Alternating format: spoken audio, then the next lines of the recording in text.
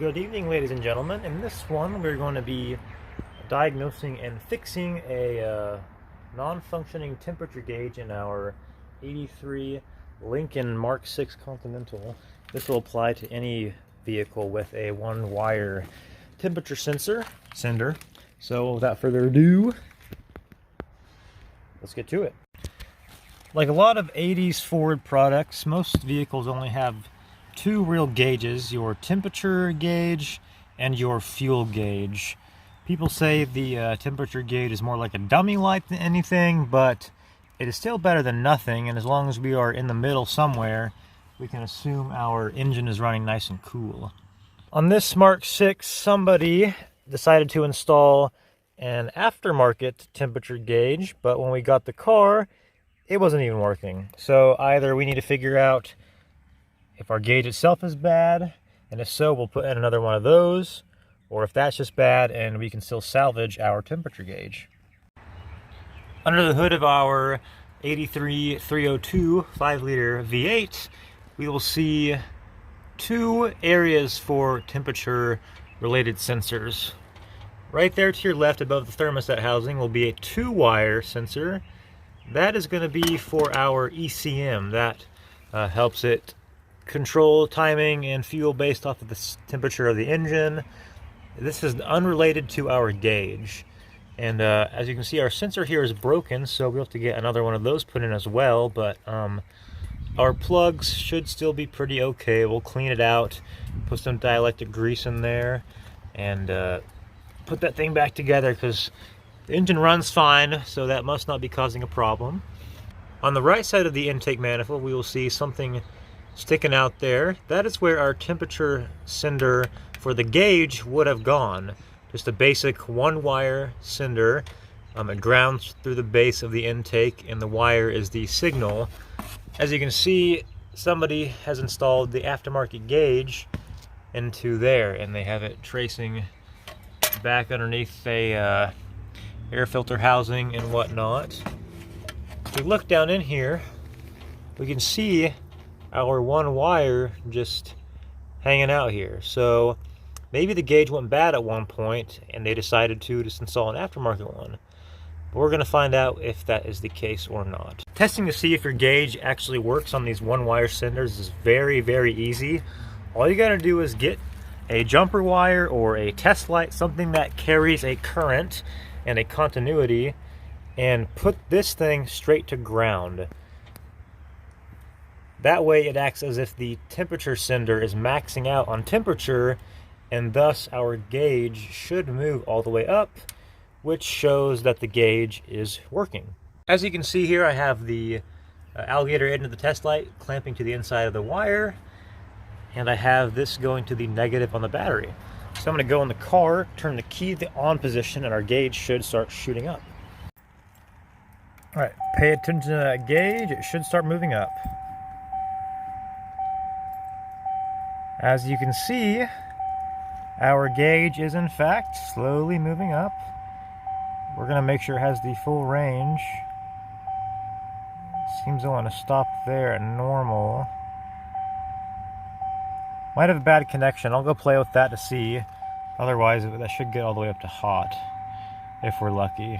After playing around with it for a little bit, I found do not use a test light, just use a jumper wire. The test light will give you kind of weird results, but here's what it should do with a jumper wire.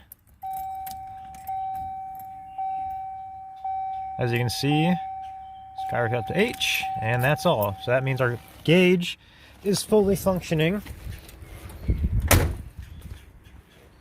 I'll show you guys what I meant. I cleaned it up with some sandpaper too down in there. Jumper wire, battery negative. So now that our gauge is working, we need to get that old aftermarket sender out and get our new one in. After struggling with it for about 10-ish minutes, you should have this base adapter plug out, and then your temperature sender will look like that for the aftermarket gauge. This thing's all rusty. This block needs to be flushed for coolant, but we'll worry about that another day. So now I'm going to go ahead and thread in my new sender and hook that guy on.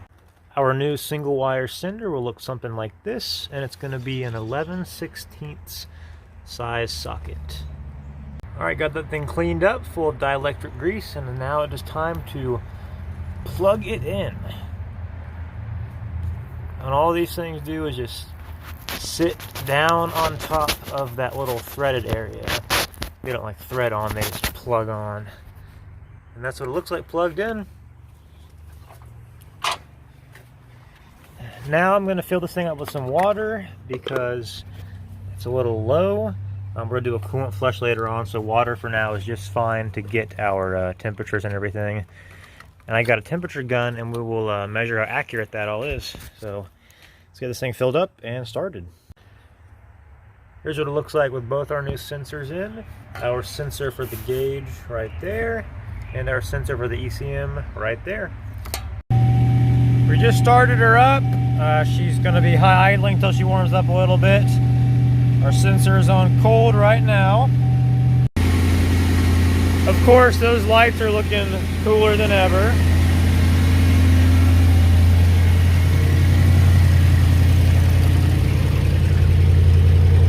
This thing is ridiculously loud with no exhaust.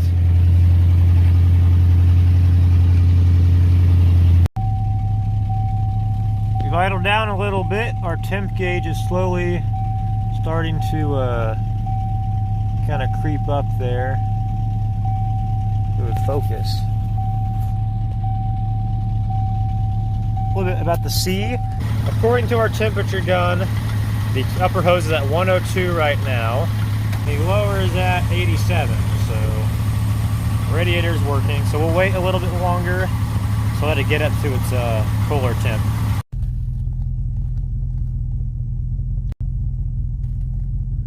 Alright, this thing's been idling for a good 15 minutes now, and it just doesn't really want to get hot. I'm guessing that big aftermarket radiator is really helping her stay cool. It feels hot over here, I can tell you that much. It's about 135 on that upper hose. Back at the sensor, it is 132, so it really isn't up to temperature yet. I mean, sitting here idling, it's not going to get that hot, which is good. And then down there on that hose, so we're cooling pretty good. I think we'll call it a night. I'm going to say that's a success on fixing that temperature gauge. I mean, that thing is moving now, and it's about almost normal temperature, so yeah. If you have any comments, questions, or concerns, let me know. Otherwise, that is a nice little how to fix your temperature gauge on your Lincoln. We'll catch you guys in the next one. Peace out.